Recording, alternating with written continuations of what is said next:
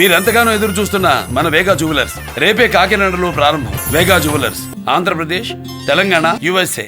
అలాగే జగన్ గారి సైకాలజీ కోసం చెప్పాల్సి వస్తే, అంటే ఆయన్ని మీరు స్టడీ చేస్తున్నారండి, స్టడీ చేస్తున్నారు కదా, సో చెప్పాల్సి వస్తే ఏ విధంగా మీరు ఆయన సైకాలజీ కోసం చెప్తారు? స్టడీ చేయడం అంటే నేను కూడా మామూలుగా ఒక రెస్పాన్సిబుల్ సిటిజన్ గా ఆయన్ని ఆన్ స్క్రీన్ చూసాను, ఆయన ఏమేం చేశారో అబ్జర్వ్ చేశాను, దాన్ని బట్టే నేను చెప్పగలను. మనకు పర్సనల్ గా ఆయనకు తెలియదు కదా.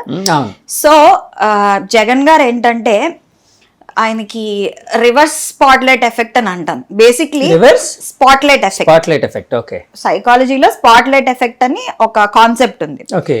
సో ఈ స్పాట్లైట్ ఎఫెక్ట్ అంటే ఏంటంటే, మామూలుగా మనం ఉన్నాం అనుకోండి, ఎవరైనా ఒక పర్సన్, అది సెలబ్రిటీ అవ్వచ్చు, నాన్ సెలబ్రిటీ అవ్వచ్చు, మనకి ఎలా అనిపిస్తుంది అంటే ఒక పబ్లిక్ లోకి వెళ్ళినప్పుడు లేదా ఒక ఏదైనా రిప్రజెంట్ చేస్తున్నప్పుడు, ఒక పొలిటికల్ పార్టీనో సంథింగ్ ఏదైనా రిప్రజెంట్ చేస్తున్నప్పుడు అందరూ మననే అబ్జర్వ్ చేస్తున్నారు, అందరికి మన తప్పులు కనబడుతున్నాయి. మనకి నిజానికి అది చిన్న ఫ్లాయ్ అయ్యి ఉండొచ్చు, కానీ నా డ్రెస్ బాగాలేదు, లేదా నేను ఏదో మాట్లాడుతున్న బాగాలేదు, నేను చేసింది బాగాలేదు, ఆ తప్పు భూతద్దంలో చూస్తామా, పక్క వాళ్ళు మన తప్పుల్ని భూతద్దంలో చూస్తున్నారు అని అనుకుంటాం, ఏమో అని అనుకుంటాం. దాన్ని స్పాట్లైట్ ఎఫెక్ట్ అంటారు. అంటే స్పాట్లైట్ అంటే ఏదో పక్క వాళ్ళు మన తప్పుల్ని ఒక స్పాట్ లైట్ వేసి, చూసారా స్పాట్ లైట్ అంటారు సినిమాలో, అట్లా స్పాట్ లైట్ వేసి చూస్తున్నారు అన్నట్టు ఫీలింగ్ వస్తుంది. That is spot light effect. అదొక మానసికమైన వ్యాధి అండి? వ్యాధి కాదు, ఇట్స్ జస్ట్ చాలా మందికి ఉంటుంది, జస్ట్ అన్ ఎక్స్పీరియన్స్, ఫినామినా అని చెప్పొచ్చు. చాలా మందికి ఉంటుంది, మనలో కూడా ఉండదు. మన తప్పులు చూసేస్తారు, మనం ఏమైనా తప్పు మాట్లాడితే తెలిసిపోద్ది అని ఎక్కువగా అనుకుంటాం, అది నార్మల్. మనకి ఇప్పుడు జగన్ గారి విషయంలో తీసుకున్నట్లయితే రివర్స్ స్పాట్ లైట్ అంటే ఏంటి, నాలో ఏం తప్పులు లేవు, అసలు ఎవరు నన్ను పర్ఫెక్ట్ గానే చూస్తారు. సో స్పాట్ లైట్ ఎఫెక్ట్ అంటే నా తప్పులు ఎవరు తెలిసిపోతే అనుకోవడం. రివర్స్ స్పాట్ లైట్ ఎఫెక్ట్ అంటే కంప్లీట్లీ ఆపోజిట్. నాకేం తప్పులు లేవు, నేను అంత పర్ఫెక్ట్ గా ఉన్నాను, because he is only surrounded by a very limited number of people. చాలా తక్కువ మందిని ఆయన కాన్ఫిడెన్స్ లోకి తీసుకుంటారు నాకు తెలిసి. ఆయన చుట్టూ ఎవరైతే ఉన్నారో ఓన్లీ వాళ్ళ తాలూకా ఐడియాస్ కానీ, వాళ్ళ తాలూకా స్ట్రాటజీస్ కానీ. బికాస్ ఇక్కడ మీరు తీసుకున్నట్లయితే ఏదైనా ఒక స్ట్రాటజీ ఫెయిల్ అయింది అనుకోండి, ఇంకా కొంతమంది వాళ్ళ సర్కిల్ కాకుండా కొత్త కొత్త ఒపీనియన్స్, మనం ఇందాక మాట్లాడుకున్నట్టు కొత్త కొత్త ఒపీనియన్స్, కొత్త కొత్త పర్స్పెక్టివ్స్, ఏ ప్లాన్ బి సి ఫెయిల్ అయిపోతే మిగతా ఆల్ఫాబెట్స్ అన్ని ఉన్నట్టు ఆయన అట్లా ఎక్స్ప్లోర్ చేయకపోవడం వల్ల కూడా I think that is one of the drawbacks of Jaganmohan Reddy garu that happened this time. So అంటే జగన్ గారిని కూడా చాలాసార్లు చెప్పేటప్పుడు, అంటే చాలా మంది చూసినప్పుడు, అంటే అభిమానులుగా మామూలు పర్సన్స్, అంటే న్యూట్రల్గా ఉండే పర్సన్స్ అనేది పక్కన పెడితే, ఆయన ఫైటింగ్ స్పిరిట్ అనేది కూడా చాలా గొప్పగా ఉండేది. ఎందుకంటే పార్టీ పెట్టి ఒక 12-15 సంథింగ్ ఏదో ఎంత అయింది, అప్పటి నుంచి ఆయన పార్టీని నడుపుతూ ఒక పాదయాత్ర అనేది ఒకటి మొదలుపెట్టి, తర్వాత జనంలోకి మమేకం అయ్యి జనాల కాన్ఫిడెన్స్ తన మీద వచ్చేటట్టు చేసుకొని, సో ఒక్క ఛాన్స్ ఇంకోటి అంటే జనాలకి అతని మీద నమ్మకం కలిగేటట్టు చేయించుకోగలిగారు, అంటే ఒక పొలిటీషియన్గా. సో ఆ స్పిరిట్ అనేది, ఆ మొండి పట్టుదల, కొంతమంది మొండి పట్టుదల అంటారు, మొండితనం అంటారు, అలాంటిది చూస్తూ ఉంటే ఒక సైకలాజికల్ గా అతను చాలా స్ట్రాంగ్ గా ఉన్నారు అన్నట్టు కూడా అనిపిస్తూ ఉంటుంది. అలాగే ఏమైనా అనుకోవచ్చా అండి? డెఫినెట్లీ అండి, he's definitely a strong leader, with a very strong mind set. ఎందుకంటే జైల్లో ఉన్నారు, బయటకు వచ్చారు, ఎప్పుడు కూడా ఆ మైండ్ సెట్, ఆ మొమెంటము, ఆ స్పీడ్, ఆ జనాల్లోకి దూసుకెళ్లడం అనేది చాలా బాగుంది. సోషల్ ఇంజనీరింగ్ అనేది, the way he interacts with people అనేది చాలా బాగుంది. బట్ ఈయన చేస్తున్నది, ఈయనలో ఉన్న ఇంకొక విషయం ఏంటంటే లోకస్ ఆఫ్ కంట్రోల్ అంటాం. అది ఆయనకి ఎక్స్టర్నల్, బయట లోకస్ ఆఫ్ కంట్రోల్ అంటే ఏంటంటే అది అంటే ఏంటంటే, ఇప్పుడు ఏదైనా ఒక రిజల్ట్ వచ్చింది, లేదా ఏదైనా ఒకటి జరిగింది మనకు సంబంధించి, ఇప్పుడు నాకు ఒక బాధ వచ్చింది, నా బాధ రాగానే వేరే బయట ఉన్న ఎక్స్టర్నల్ ఈవెంట్, లేదా ఈ మనిషి వల్ల ఇలా జరుగుండకపోతే, ఇది జరగడం వల్లే నేను ఓడిపోయాను, అలా అనడం వల్లే నేను ఓడిపోయాను, వీళ్ళు ఇక్కడ ఉండడం వల్లే ఇది జరిగింది.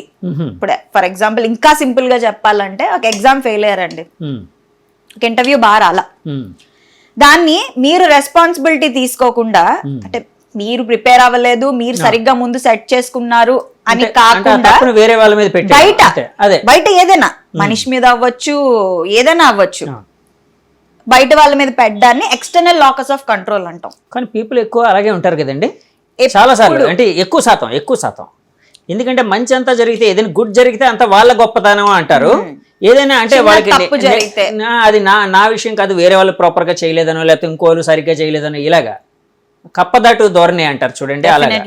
సో అది లోకస్ ఆఫ్ కంట్రోల్ అంటే లోకస్ ఆఫ్ కంట్రోల్ ఇంటర్నల్ ఉంటే, అంటే ఇంటర్నల్ అంటే ఇప్పుడు ఏదైనా విషయం తప్పు జరిగింది, ఏదైనా రాంగ్ జరిగింది, అప్పుడు నేను బయట వాళ్ళని బ్లేమ్ చేయకుండా ఓకే ఇది నేను ఇలా తప్పు చేసి ఉండుంటాను, ఇది నాకు నేను సరి చేసుకుంటే ఇంకా బాగా జరిగేదేమో అనుకోవడం internal locus of control. Actually there is lot of research in psychology and social sciences లో లోకస్ ఆఫ్ కంట్రోల్ ఎవరికైతే ఇంటర్నల్ ఉంటుందో, అంటే ఒక తప్పు గానీ ఒక ఏదైనా సిస్టమ్ లో ఫెయిల్యూర్ జరిగినప్పుడు వాళ్ళు ఎవరైతే రెస్పాన్సిబిలిటీ అకౌంటబిలిటీ తీసుకుంటారో వాళ్ళకి ఎక్కువ సక్సెస్ వస్తుంది. ఓకే. ఎవరికైతే లోకస్ ఆఫ్ కంట్రోల్ ఎక్స్టర్నల్ గా ఉంటుందో వాళ్ళు దే ఆర్ నార్మల్ పీపుల్.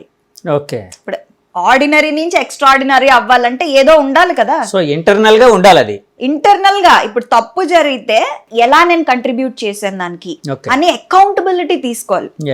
ఇప్పుడు బయట వాళ్ళని బ్లేమ్ చేయకుండా, ఇప్పుడు ఓడిపోతే దానివల్ల అని కాకుండా నేను ఎక్కడ తప్పు చేశాను, నాకేంటి, ఇప్పుడు నా బిజినెస్ పడిపోయింది, ఎందుకు పడిపోయింది, నేను మార్కెట్ కండిషన్స్ ని బ్లేమ్ చేస్తానా, మనుషుల్ని బ్లేమ్ చేస్తానా, అది బ్లేమ్ చేస్తానా, లేదా నేనే నా లోపాలని కరెక్ట్ చేసుకుంటాను. ఆత్మ పరిశీలన అనేది చేసుకోవాలంటారు.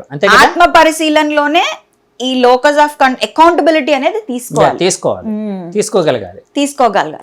ఐ థింక్ అక్కడ జగన్మోహన్ రెడ్డి గారు కొంచెం సైడ్ ట్రాక్ అయ్యారని నా పర్సెప్షన్ అండ్ ఒపీనియన్. సో ఎందుకంటే ఈయన ఏమంటున్నారు, he's expecting the voters to vote. Last class లో ఇప్పుడు మనకి రీసెంట్ ఇయర్స్ లో తీసుకున్నట్లయితే నేను జగన్మోహన్ రెడ్డి కాబట్టి ఓటేయండి అన్నారు. ఒక మాట కూడా అన్నారు, అంటే 175 నియోజకవర్గాల్లో ఇక్కడ అంటే పోటీ చేస్తున్న క్యాండిడేట్లు అనేది ఎవరు అనేది పక్కన పెట్టేయండి, ప్రతి చోట జగన్ అనే ఒక వ్యక్తి ఉన్నారని గుర్తుంచుకోండి అని ఓటర్లతో అన్నారు. ఒక సభలో అన్నట్టు గుర్తు నాకు, జనంతో అన్నారు. సో ఆయన ఏంటంటే మొత్తము ఆ పని అంతా రెస్పాన్సిబిలిటీ అంతా ఓటర్స్ కి ఇచ్చారు. ఓకే.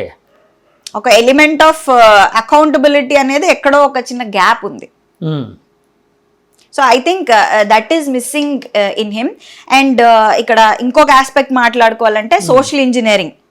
ఫర్ ఎగ్జాంపుల్ మీరు చూసినట్లయితే కొన్ని కాన్స్టిట్యుయెన్సీస్ లో గానీ కొన్ని ప్లేసెస్ లో గానీ ఆయన కొంతమందిని లీడర్స్ కింద నిల్చోబెట్టారు.